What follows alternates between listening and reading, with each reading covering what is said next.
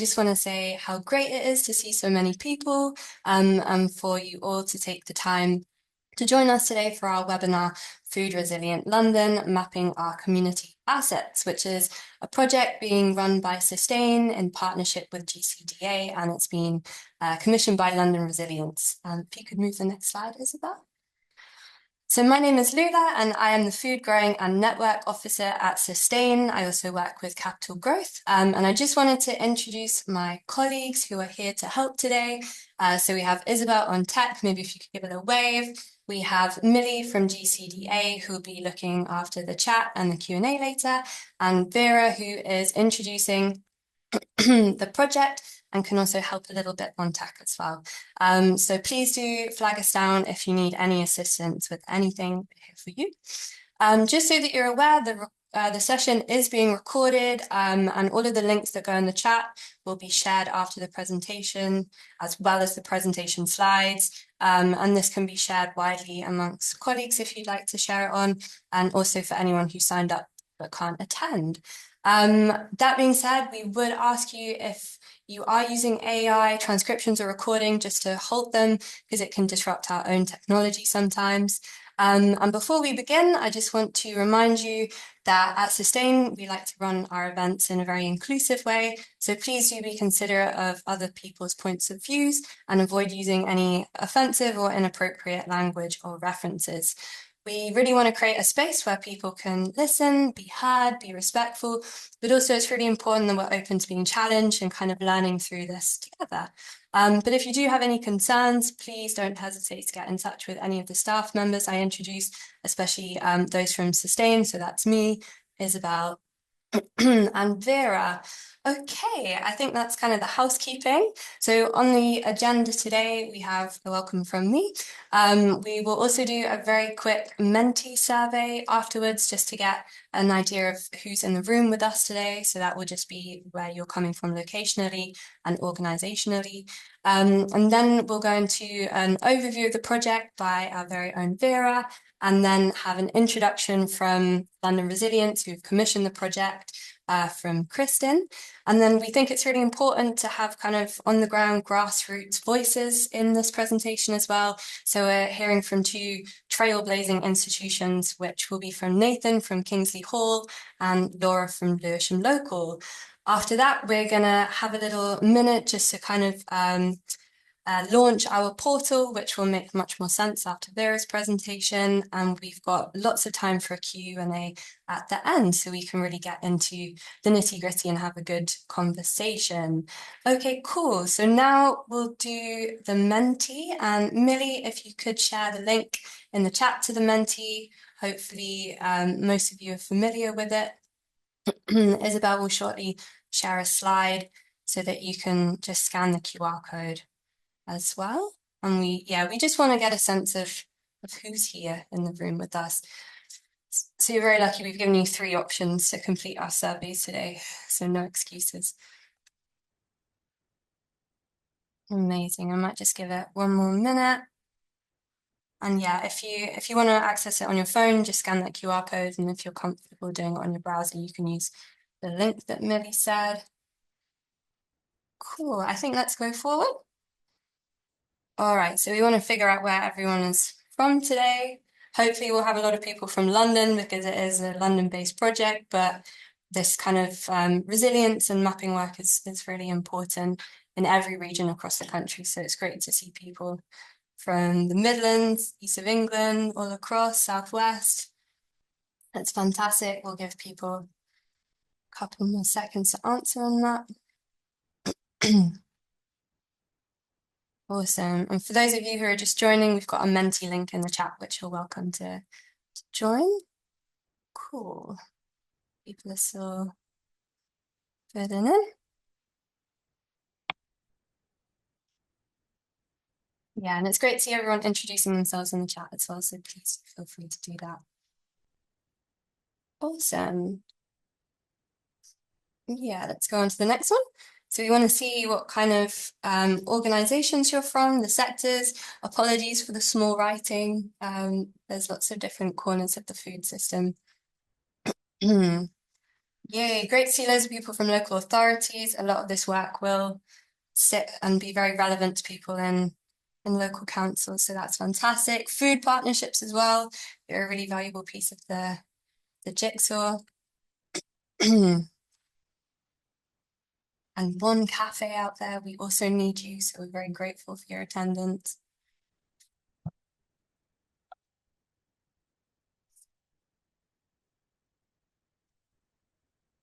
Amazing. Still getting figures in.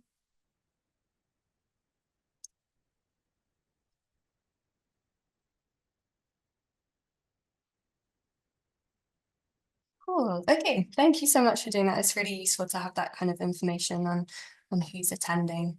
Cool. I think we could close the Menti slide. And I'm really happy to introduce the presentation part of the webinar. So I'll hand over to my fantastic colleague Vera, who will give you an overview of the project that we've been working on. Over to you, Vera. Thank you. Thank you so much, Lula. And it's really great to see everybody here and get to this point of launching this fantastic project. If you can move on to the next slide, please, Isabel. I thought I could start by introducing our organization because I'm quite heartened that there's actually a lot of new faces and names in the space. So a little bit about Sustain. We're an alliance of organizations, communities, and campaigns working together for a better system of food farming and fishing and cultivating the movement for change. And you guys here are that movement. I won't, my slides are quite information dense. That's for the benefit of sharing the slides after this presentation. So I will slide over some of the extra information, focus on the main bits. Just to let you guys know, because Sustain is known to London-based networks in a number of ways through a number of projects. So some of our place-based local action programs, we have the Sustainable Food Places program. This is a partnership program, not just Sustain, but also Soil Association, Food Matters, Nourish Scotland, and Food Sense Wales. We work across all 4 nations. And there are, I think, at least 16 member food partnerships in London, but there are a number of food partnerships and alliances working with us at the London regional level. So if you are one of those, the doors are open. We also have our Good Food Local program. The London network is where it started many years ago. You can get more information. So your local authority is almost certainly already involved. But if you're at the community or enterprise sector, just know that the work happening in your borough, particularly the work led by and invested in through the council, is being captured in the Good Food Local program. And we also have our Capital Growth Food Growing Network. Has been going for many, many years. So we support networks of food growing. And again, your space, your setting, your project may well be linked into that. So just wanted to knit all that together. Next slide, please. Um, oh, one back, just really quickly. So our work on food resilience is part of a wider work on transforming the food system for the better, more sustainably, more equitably.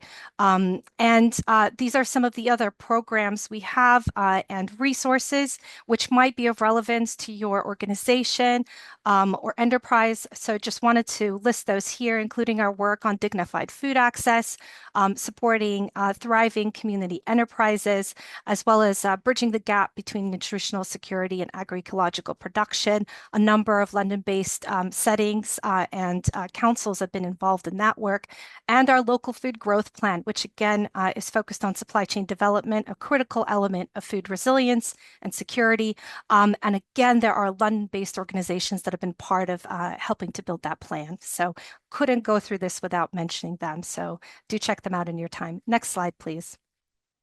So I guess the question is from the very beginning, why map our community food assets? And this is with the recognition that many local areas already do. But as part of preparedness and building resilience, we need to count what we have and understand what the gaps are. So this is really about auditing the existing community food assets and settings, identify where those locational gaps are, and then plan for crisis situations. So this registration portal is really part of enabling that planning and looking ahead. Next slide, please. So, a year ago, with much anticipation, the National Preparedness Commission had published a report that was authored by Tim Lang, Professor Tim Lang, and his team on food resilience. Just in case, 7 steps to narrow the UK civil food resilience gap. I believe my colleague will be sharing a link to that report in the chat. Definitely worth reading up on it and checking out to understand the wider context within this work in London sits. What I wanted to do was pull out some of the actions, some of the recommendations from the report that have informed this work. Indeed, it informed our work at Sustain, and it informed the work of London Resilience. So this is one of the kind of critical pieces that brought us together alongside GCDA to work on this project. And one of those is to establish local food resilience committees and fora, which they exist in many different ways, touching on food. So LSEP, the London-wide grouping, may indeed be a space where people start discussing food, but indeed the spaces that I had mentioned, London-based, our food partnership cohorts and our local authority work are indeed such spaces, such fora, where food resilience and preparedness ends up being discussed. And indeed, that is what we've done over the past year. But also developing local food resilience plans. Well, the mapping is indeed to inform that, and this is just one of the first steps. But one of the things that we really kind of grasped and focused on is mapping our community food assets. But beyond that, there are also recommendations around expanding food growing and using the land that we have access to and decision making over as part of kind of resilience building, and integrating food into planning and other things like procurement as a really like important element of resilience building. So using the assets that we have yet again. Move on to the next slide, please. Thank you. So just very briefly, there are different types of emergencies. You can look at the London Risk Register, but these are some of the headings, as you would expect: system failures, geopolitical events, such as those that have massively impacted the cost of living crisis of the past few years, organic or organism-based disease outbreaks. Of course, we have experienced that, and a lot of the work today was informed by our lessons in the COVID pandemic. And of course, societal disruptions, environmental hazards, that includes climate-related events, and intentional threats and cyber attacks. And unfortunately, we are seeing more of that happening. So it's important to look at how our supply chains and how our food system is better prepared against those, but also how do we mitigate the risks if they come. Now, there are chronic risks as well. Of course, climate and nature crisis, civil discord, disinformation, as well as income inequality and income disparities, which is a huge risk that affects many of the other types of emergencies that might happen. And an aging population and globalized and monopolized economic systems. And both the Just in Case report and much of the work within the food system, within our kind of food movement, recognizes that diversifying supply chains is an important part of preparing ourselves against the chronic risks of a globalized system. So next slide, please. But for the purposes of this work and what it looks like on the side of preparing for how emergencies and disruptions affect our food system.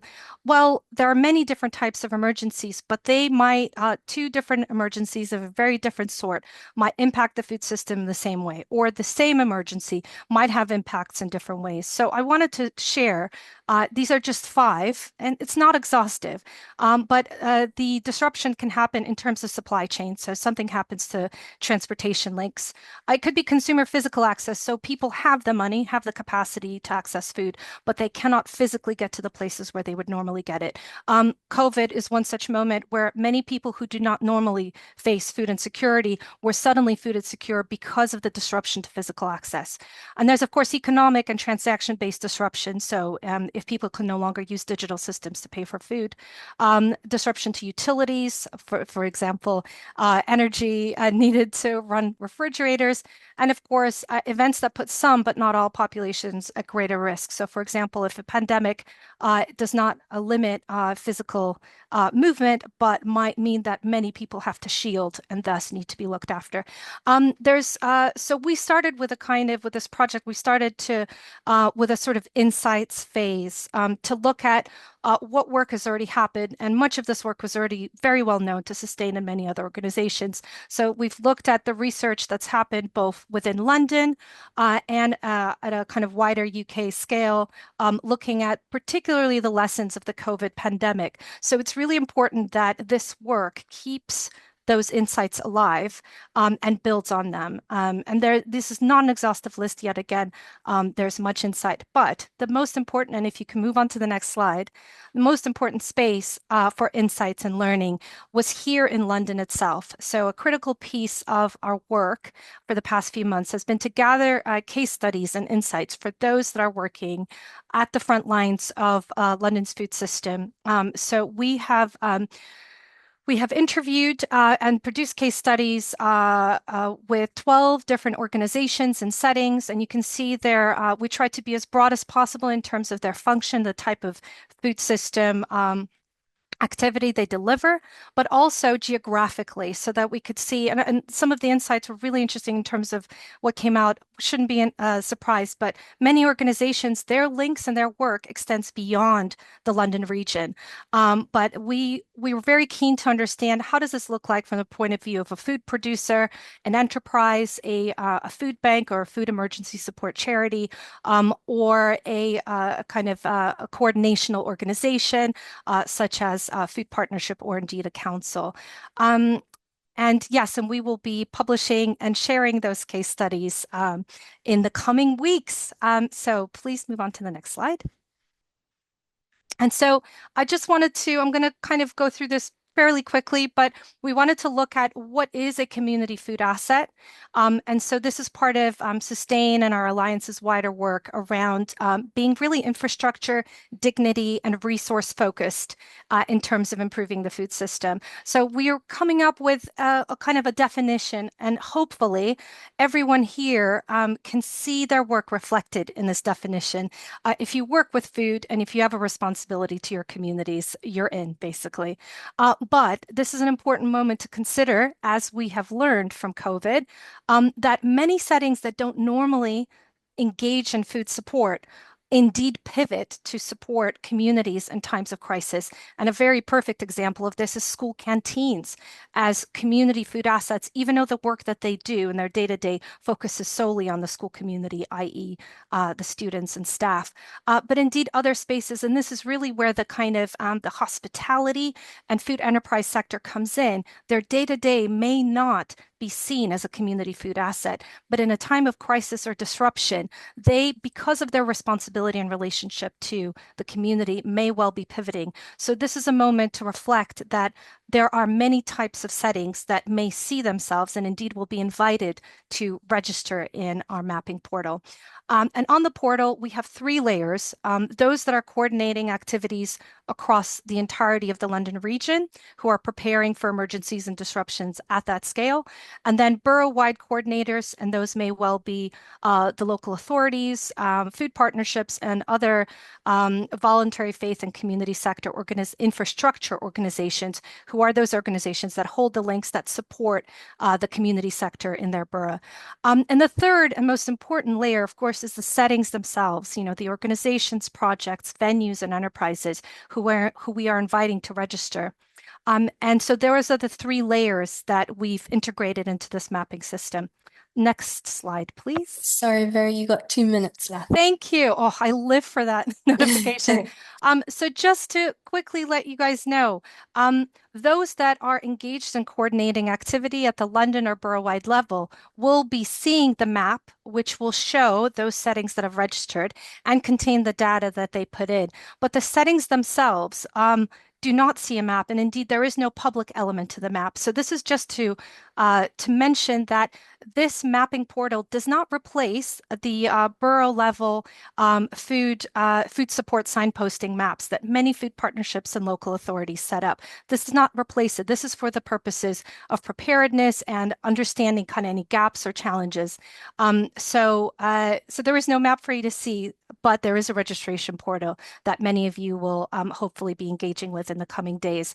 But for those who will be identified that could be planning at the borough-wide level, Sustain and our partners, we will be reaching out to local authorities, voluntary sector organizations, and food partnerships to invite them. So those of you that might be coordinating at that London level will not be invited to register on the portal. Indeed, you won't be able to, but we will be getting in touch with you in the coming weeks.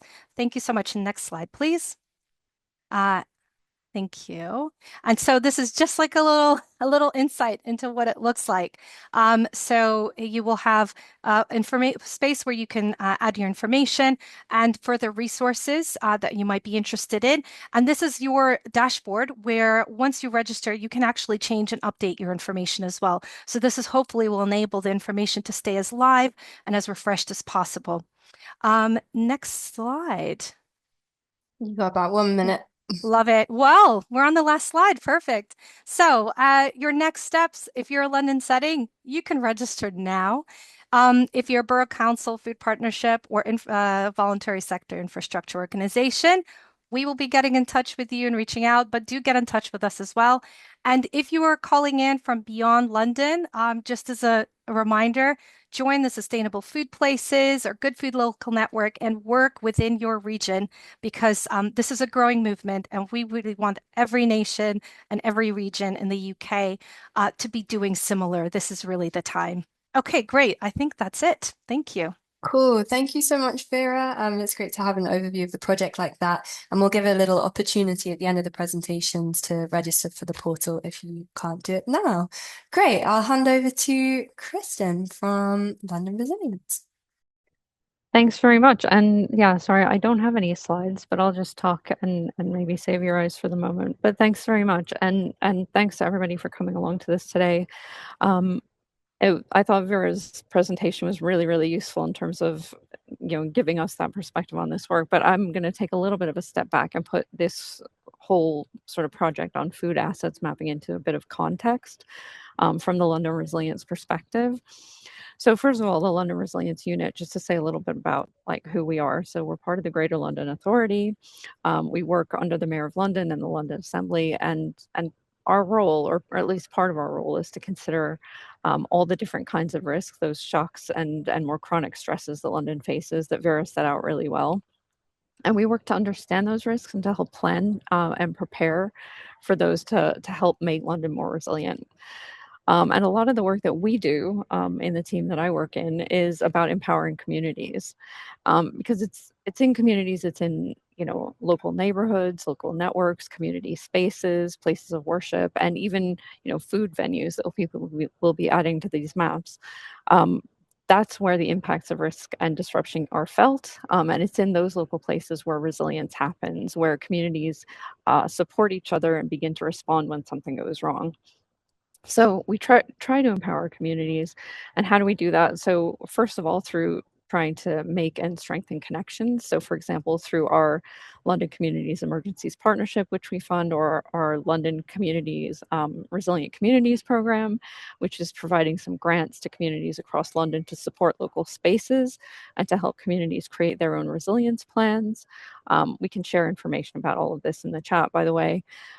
We also empower communities by providing guidance and resources and tools to help with resilience planning. For example, our Community Resilience Toolkit, which we can also share we can make those links available, and that's also freely available for people to use. We also want for local authorities and other statutory partners and responders to be able to work with communities, so that when we see crises, that our responses will be appropriate and fair and equitable, recognizing that people are not all equally affected by emergencies, and we need to meet the needs of people in our responses. So for all of our projects and programs, we try to link communities in with those local response partners as well.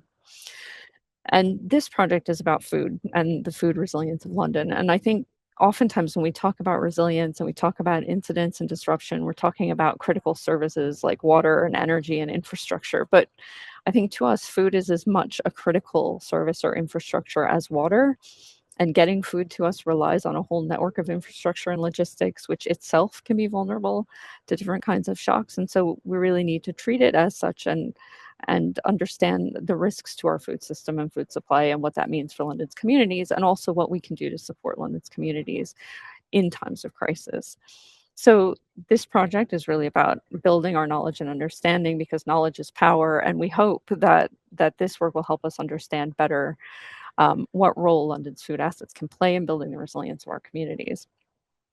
So I think just to leave it at that really and say thank you so much for being interested in this project and in this work, and for joining us today and contributing. And we just look forward to the discussions here and with partners as we go forward. So thanks very much. Amazing. Thank you so much, Kristen. It's so good to see that food is really up there as an important resource for humanity. And yeah, hopefully this project is just one of many across the country. Amazing. I will pass over to Nathan from Kingsley Hall.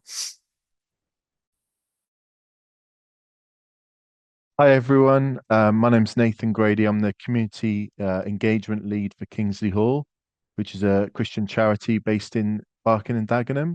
We're nearly 100 years old. We've been established since 1929. We're at the heart of Barking and Dagenham, very hyper-local, and we were awarded GLA funding to build a multi-million pound building on the site in Barking and Dagenham. As you can see from this photo here, on the right is our old building centre, and now we've got a whole new building at the front there as well on the left, if you can see that photo. Yeah, we do a lot of different activities, from small resident-led groups like arts and crafts, choir, sewing workshops, things like that. And also we have a number of different churches that meet in the building as well. We have a cafe, a restaurant in the evening with a brilliant pizza oven. If anyone likes pizza, you're welcome to come along. Yes, that's really good. We have a preschool as well, a pre-wedding events company that use our sports hall. So there's loads of things going on, and to say that is to say that we have the first social supermarket in the borough, the only social supermarket in the borough, and that was launched during the pandemic. So 2020, and that was a response to the crisis of food in the borough. So we partnered with the other charities. We were responsible for 3 wards of Barking and Dagenham, and we worked with the council very closely, and we were able to come up with a good way of getting food out to people, as well as telephone buddying system we had, where everyone was linked up with a telephone buddy, and they were able to just support them through the crisis, support them through the pandemic. So that was really good. And yeah, and like I said, out of that came our social supermarket, where we have affordable food, from fresh, frozen, to dry food and toiletries as well. So we do that on a membership scheme. So it's £5, and you get to use the shop for 6 months. No questions asked, and anyone can use it. And it's basically just open to everyone. We also have at the moment energy vouchers we're able to give out as well. Anyone on prepayment meters. So yeah, so that's really exciting. And to say all that, I want to say that we got big plans for the future. we're partnered with Felix Project, and we do Felix Fresh events. So every 3 weeks we have big Felix Fresh events, giving away free fruit and veg, 5 tons of it, in fact, to the community. We have a queue around the block just trying to get access to the food. So we managed to secure that all year round now rather than just through harvest. And because of that brilliant relationship we have with Felix Project, we've enabled them to have big kind of influx of frozen food coming into the borough through our partners, Food for All and Kindness Offensive. We've now got a warehouse in Barking, the size of an Asda's or a Sainsbury's, and it's incredible. And we're going to get around £1 million worth of frozen food into the borough, and we've Sorry to basically, interrupt you, Nathan. You have 2 yeah, minutes left. okay, great. Yeah, and we primed different charities with this idea. We've been working on it for about 2 years, trying to get as many charities, food banks, food provisions as possible to have a freezer in their food bank, in their food provision, so they're able to get as many different frozen products as possible. So that's really exciting. So we want to really just be able to not just provide, fresh or dry food, but frozen food as well. And so I just think it's really important to link up with different charities, different partners, and the council, and that these things can be made possible. Yeah, that's a picture of our restaurant downstairs, really busy. And we just really think that it's a great place to kind of be a gateway into our community. We call it a community village. It gives you access to everything we do, and in a crisis, we want to be at the forefront and make sure that we're basically just supporting the community through food, through information, advice, and guidance, and battling loneliness as well. So, yeah, that's kind of what we do, and we've been doing it for a long time, and we just work learning as we go. So, thanks for listening. Amazing. Thank you so much, Nathan. I'm very jealous of Millie who got to do the interview with you because there's just so much going on at Kingsley Hall, and I appreciate you fitting it into about 5 minutes. And if there's any questions for Nathan afterwards, please do bring them up in the Q&A. Amazing. Yeah, thank you so much. It's really inspirational. All right, Laura, if you would like to unmute. This is Laura Tilbury from Lewisham Local. Take it away. Hi everyone. Yeah, I'm Laura Tilbury from Lewisham Local. We have been fortunate to have a food partnership within Lewisham for nearly 10 years now. And I think with the presentation I'm about to show, it really does show testimony to having like a joined up partnership. So when the pandemic when we first went into lockdown, I was working for GCDA, and Livia and the team got pulled onto the board to discuss how to deal with the situation that was happening. So the big people in the room were Lewisham Council, Fair Share, Lewisham Local, and it was about how do we get the food out to people that are stranded and are stuck within their houses. So this partnership here was formed. And then next slide, please, Lula. We sought to put together a Lewisham food hub. So the main things that we had to look at was the logistics, the community networks, the food, and the location. Personally living in Lewisham, and I was working as a cookery tutor, working in all the community settings, and I was working on the Good Food Lewisham network. So I sort of knew the mapping, the area really well, and we came to a location on just off of a big road, Bromley Road in Lewisham, that had a great hub potential, which we went through Phoenix Housing. So we managed to get a hub. We managed to get vehicles from the the service people working within Phoenix Housing as well. We managed to get the logistics with volunteers.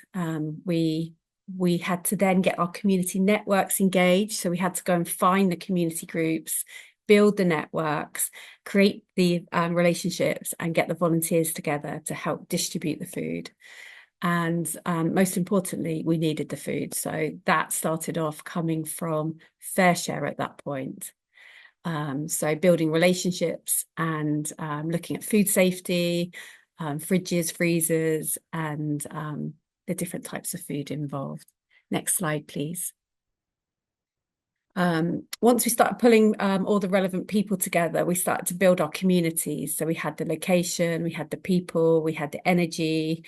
Got Olivia there from GCDA. And people really started to sort of enjoy being part of the community of this newly formed like energy that was happening. So many different characters involved as well, so you can see from the photos. And on the bottom left, we had the geese and the goslings coming to visit us once they had been hatched. Next slide, please. Once the hub was established, we started to see the types of food coming in, and then we were getting a sort of gist of the infrequency and the type of foods that were coming in through the surplus hub. It wasn't always everyone was always grateful, but when you're giving communities food that, you know, lots of tins and cans and processed foods, it's not really culturally appropriate to someone that's never used baked beans or rice pudding. A lot of these sort of wartime type ambient foods, people didn't know how to cook with them. So we were listening to people and hearing what people were saying. So then we got additional funding to get cultural veg coming in through the hub, which was giving us more nutrition, more health, more colour. We've got Sue from GCDA delivering it there. We've got Stella, who set up a community pantry at Sydenham, and at Peeps and at RMUK. She's a local legend. And we had loads of volunteers that just were really happy to come and deliver to the communities. On the bottom left-hand corner is a famous footballer, Eze, who was a footballer for Crystal Palace and now has gone to Arsenal. And he rocked up one day and he said, yeah, I'm here to deliver the food. So it was attracting everyone. So we were really proud to have Eze on board as well. Next slide, please. Just like 1.5 minute warning for you, Laura. Some positive outcomes from the food hub: strengthen community networks and relationships. We got to know all the different groups because we were listening, talking.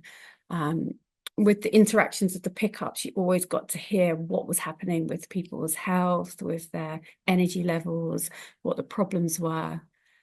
So we could always then feed back to weekly meetings and say, word on the street, this is what's happening. It's getting really tough. There's no fuel. There's other situations happening, like we had the war happening with Ukraine and other situations that were affecting day-to-day food prices and transport and delivery. Another outcome was a lot of the food banks transitioned to food hubs, to pantries, and offering additional support. So these startup food banks were listening and developing and changing and growing with the information they were learning as well. And we were happy to feed that information of how to transition and how to become a pantry, which was really good to be part of that. Lewisham's now got a food map. We've mapped the gardens, the pantries, the food businesses, Healthy Start independent businesses, food markets, and there's more. So there'll be a link in the chat. So if you'd like to check out the Lewisham food map, that will be there.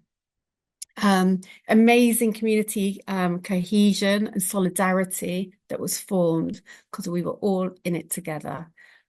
So it did make it a really quite a special time for many people. Lewisham managed to get the Silver Award with Sustainable Food Places, which was a great achievement, which is legacy to being part of the food movement for over 10 years, and all that connectivity and joining up really did help as well.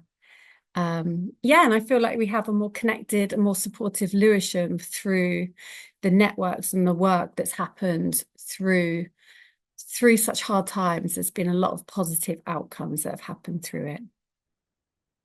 Thank you.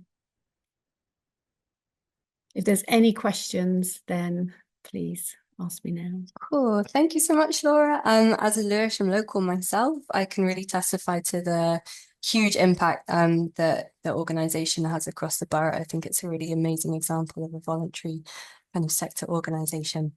So thank you so much for sharing today, and thank you for all of the speakers. I know that we haven't got reactions on, but if you'll give a little round of applause. And as I said earlier, we're just going to actually give people a moment to sign up to our registration portal. So Millie should be sharing a link in the chat, and then if you wanted to do it through the QR code as well, you're very welcome. So just to reiterate, this is the settings level sign up. So if you're a food bank, a social supermarket, pantry, food box, any organisation that's kind of dealing with that frontline interaction between community and food, that would be amazing if you could sign up there. We don't require much from you at this stage. All you need to do is put your email in, and then it will send you a link to verify in your email. So it's a kind of two-step verification. And when you've done that, you can save all the extra information for after the webinar. Amazing. And yeah, just to also say, if you are a food partnership, if you are part of a local authority, even if you're part of a group similar to Laura's at Lewisham Local, these organizations, we would love for you to reach out to us, and we can get you set up as that kind of secondary coordinator level. Yeah, I just saw in the chat as well asking for the slides, and yes, we'll be providing all of that afterwards. And for those of you who aren't from a London-based food setting, now is a great time to put questions in the chat. Cool. And I'll just give it maybe one more minute for people to sign up. But yeah, in the meantime, please pop your questions in there. And as a capital growth person as well, we also need food growing sites in this map. So anyone who's from fringe farms or peri-urban farm settings, as well as community gardens, we need you as well. So yeah. Great. Okay, I think that we'll go through to the Q&A. So if all of the speakers wouldn't mind just unmuting themselves, and then we can take down slides so we can see everyone's faces nicely. And Millie, hopefully your mic is good. Yeah. And are there any questions for our fantastic speakers? Yeah, so there's one in the Q&A function that I think Vera would like to answer, but I'll read it out. This is from Sam R, and Sam is just asking if we can clarify who's funding the community asset mapping project and which organisations or stakeholders will have access to the map data once it's complete. They go on to add, if the data is released under an open license, are we comfortable that third parties can commercially exploit it, and what safeguards are in place to prevent misuse or harmful targeting? I can certainly answer the second part of the question, but I think it's worth noting that London Resilience has invested in this work, and Sustain, we also match funded some of our time to sort of make it happen. But I don't know if Kristen wanted to sort of mention a bit more broadly of how London Resilience is investing in resilience planning work. On the data question, I definitely wanted to answer that. At Sustain, we are quite committed and take very seriously data protection and GDPR. And that's one of the things that we really wanted to integrate into this mapping portal. We've we have worked with London Resilience, as well as other organizations, networks working on food to make sure that we get the terms and conditions right. So for the purposes of this portal, settings that put their information, it is not publicly shared. It is not a public map. It would certainly be a bit of a nightmare for many settings if their information was shared publicly, whereas normally they would rely on referrals to be able to manage demand. So the first thing we wanted to do was to make sure that the mapping was used for the purposes of emergency preparedness and planning. And for that reason, those that access the data, both at the borough-wide level and at the London-wide level, they need to be defined by the food system actors and the preparedness and emergency planning actors within those boroughs and at the London-wide level. So that is why we are not enabling coordinator registration, but that we will be engaging with London-based networks. But there is a bit of work that individual boroughs will have to do to understand who should be accessing the data versus who would be involved in emergency preparedness planning. You don't need to expand access to that data in order to plan effectively. And we are quite keen to limit that access. So it may well be that it's a food partnership or the emergency and resilience lead within that council that access that data, but we would discourage expanding that any further. And the terms and conditions, they are there intended for people to opt in, but also for people to commit to not misuse the data. While we know that there's always a risk, there is a risk when any kind of data is shared, we are quite keen at Sustain to recommend and to design a system where that data isn't more widely shared. Somebody else also asked about whether DEFRA or other bodies can access the data. Certainly not individual data. Again, we do not want organizations or setting registering to think that their data is going to be farmed out. However, we think it is actually important to aggregate the data anonymously to understand where the gaps are and where investment might be needed. So we think that's actually an important bit to be able to look at that data on the large. And we think that, DEFRA and others looking at supply chain resilience hopefully would be interested in the information, not just London region, but other regions across England and the devolved nations are starting to kind of collect. But we do agree that like just sending out this data to anybody who's interested would be a terrible idea. So we're being quite closed, I guess, with data protection for this.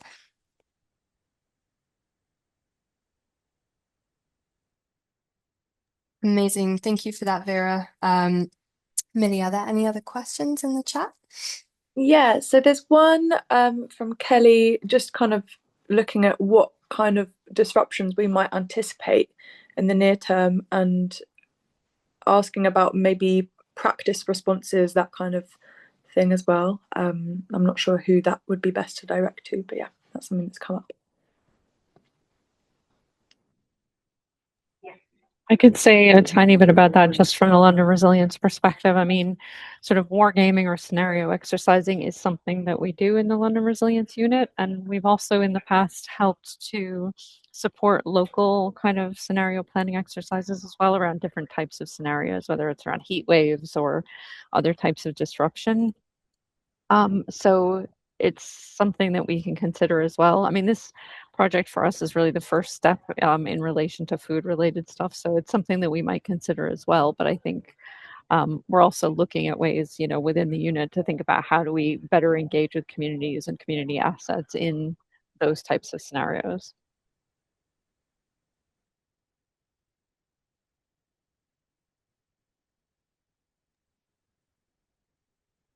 Can I just quickly add, there's some really interesting work happening in other parts of the UK, I think notably in Bristol and others where kind of food emergency and disruption planning and that kind of like drills and that kind of almost like wargaming, Kristen, as you said, have been done. So we're going to be promoting that once the reports and the kind of research are ready. But there are other places actually looking at how do you actually structure sort of disaster preparedness planning around food and, what types of organizations are involved at those different levels and layers.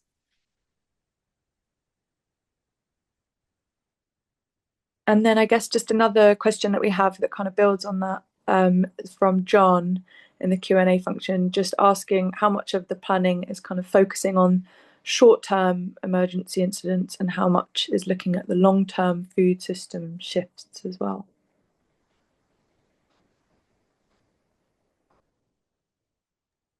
Just to say, generally, when we do that kind of exercising scenario, thinking it's a lot of it is very short term.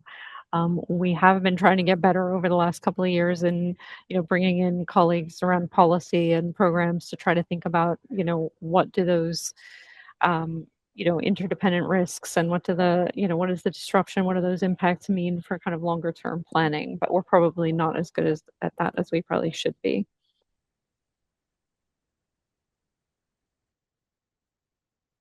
Is it worth referencing? I very briefly referenced it in one of the slides. So the wider work that informs our kind of approach, or I suppose our definition around food resilience. Here we're looking at that kind of disruption and preparedness planning. So those kind of acute moments.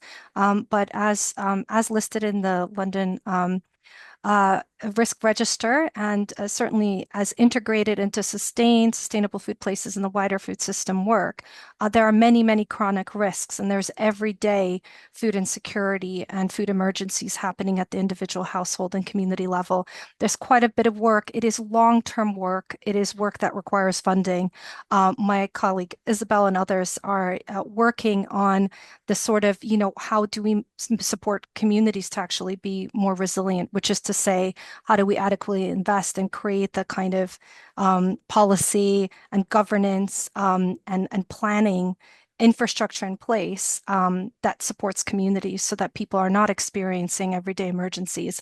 But this work, while focusing on preparedness, what became really clear to us in the research and insights is actually the everyday work that you invest in for everyday emergencies when having that kind of long-term vision also prepares communities for disaster, responding to disasters. And indeed, we know where that kind of community networks were invested in around food, those areas responded they responded much more quickly and they were able to pivot much more quickly when COVID struck. So we know that investing in the everyday work of healthy, sustainable, and equitable food systems enables places to be more food resilient during crisis times. But this work, in a way, has to happen in tandem. And the opportunity here is to also invite those that look at the wider picture of risks to start to suddenly get food, which is really one of our challenges, to make sure that food is very much on the agenda. And so this is kind of hopefully doing both at the same time.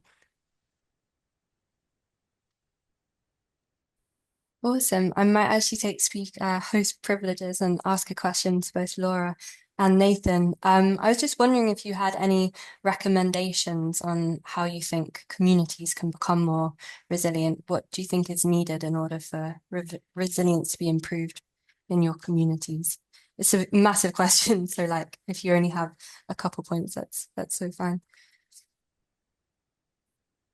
To have different supplies for food, so not just rely on one source of food, so to have different suppliers coming in and to have access to locally grown food, like connect with orchards, growing spaces.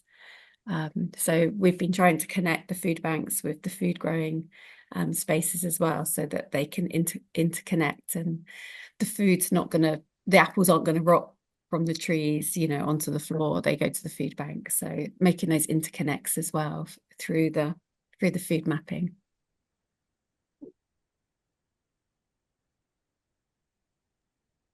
I think for us, I think it's about just trying to work together as food banks, food provisions. And there's some places that kind of want to help out in some way and they want to set up their own food bank, etc. We try and have conversations with people so we can say, well, instead of you setting up a new food bank, why didn't you support an already existing one, for example, and try to put resource, time, and support something that's already there. Because I think sometimes people want to help, and it's just trying to signpost them in the right direction and just try and support the food provisions already set up and established. That way you can kind of work more in partnership with people. And I agree with Laura as well. Just trying to not, yeah, try not to just rely on one source of food. For example, this frozen depot we're going to have, we're looking to partner with City Harvest as well as Foods Project, so we get two organizations delivering us frozen food as well. So that's really exciting. But yeah, I think it's just more of a joined up approach and just charities working together rather than like, I guess sometimes it can feel a bit like a competition sometimes, like trying to get food for yourself and fend for yourself kind of thing. So it's just trying to work together and rely on each other's strengths really, and just utilize that. Cool. Thank you for your answers. Collaboration, orchards, linking up, diversifying is all we want to hear. Are there any more questions, Millie? Yeah, so we've got one from Claire who asks about whether the data that was collected during the pandemic will be used kind of as a baseline moving forward, as they, I think, had to submit regular data on the number of food providers and the types of food provided. Will that kind of data that was collected during that time be used moving forward?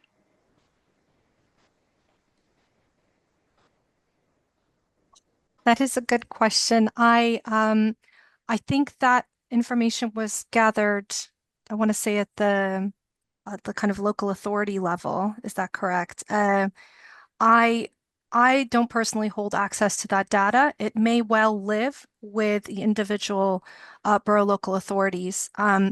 We, for this purposes, absolutely did not want to migrate data. And that includes the access to the kind of everyday food provision that networks such as Felix use. So well, we were quite intentional that this is an opt-in process for data protection reasons. On that basis, any data that was collected during the COVID pandemic couldn't necessarily be migrated.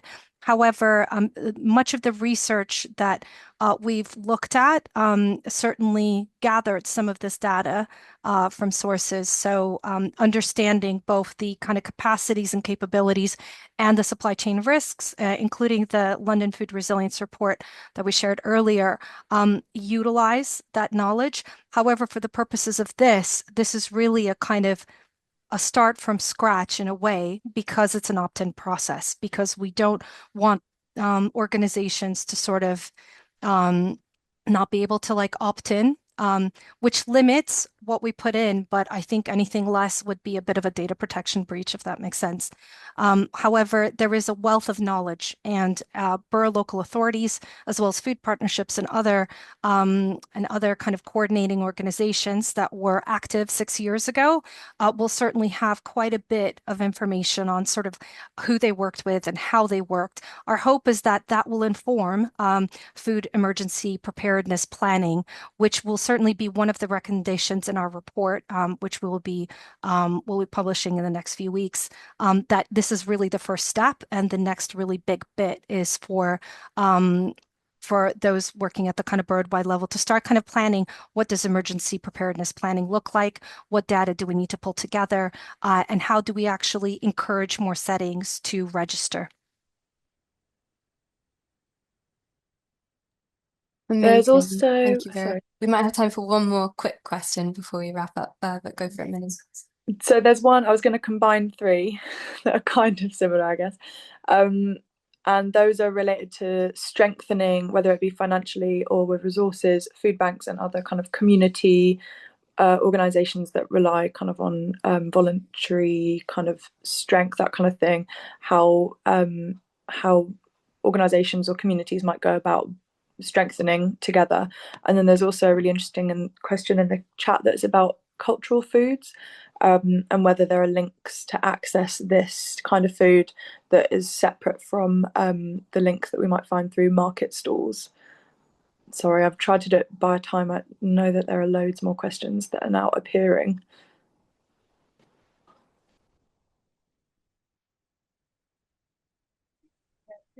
I could say a quick thing about strengthening. I mean, just some of the work that we talked about earlier, and I think we put some links in the chat as well about some of our grants programs that we're working on for helping people work through our community resilience toolkit, for example, that can apply to any community, any sort of setting. And also to help support spaces and community spaces, help to support them in supporting their communities. So we're kind of working in that way. We've got a sort of very large network, the London Communities Emergencies Partnership, that people can join as well. That helps to coordinate volunteer support when things go wrong, but also provide some capacity building activities. For example, like preparedness briefings and training and those types of things as well. So we're working in that space, trying to support communities more widely and also support kind of the wider sector around resilience and working better with communities to make sure that support is appropriate. So I'm so sorry, guys. I think we'll have to wrap up. But all of the questions that have been asked are really helpful because it can help us start building our FAQs as well. So your insights are wonderful. Isabel, if you could share your slide just for our last kind of calls to action. But the main thing is thank you all for coming today. The amount of attendees we've had really reflects how important and timely and topical this work is. So yeah, if you are involved in a kind of community food setting, please do sign up. Oh, I have a little spello in my name on that contact. If you just put Lula instead of Lila, you should be all fine. Or contact someone else, easier for me. Yeah, so if you are a kind of community food setting, please do register. You can opt in and opt out whenever you want. We're not going to hold you to anything. It's just about, being able to plan and being able to be contacted. And please share it amongst your networks. If you know other organizations that you think should be included, please do send it on. We'll be sending out lots of comms, newsletter prompts, lots of different kinds of things so that you can spread the word. We would really appreciate it. We need all of you across the whole sector. And if you are someone who thinks could apply as a coordinator, do let us know and we can help you and guide you to be set up on that. And yeah, just please stay in touch. Contact us if you have any further questions. And I think that is it. So yeah, thank you for attending, everyone. And I'll let you go one minute after 3. Thank you so much.